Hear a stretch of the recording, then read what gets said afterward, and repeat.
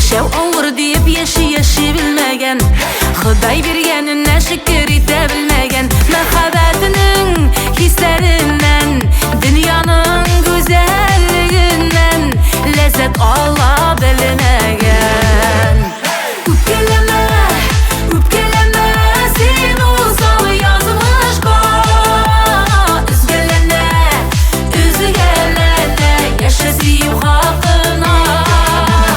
Dilgelene, fahişak yürek nafak sözlergen. İşlerge de, bilmezsen de kirek düzergen.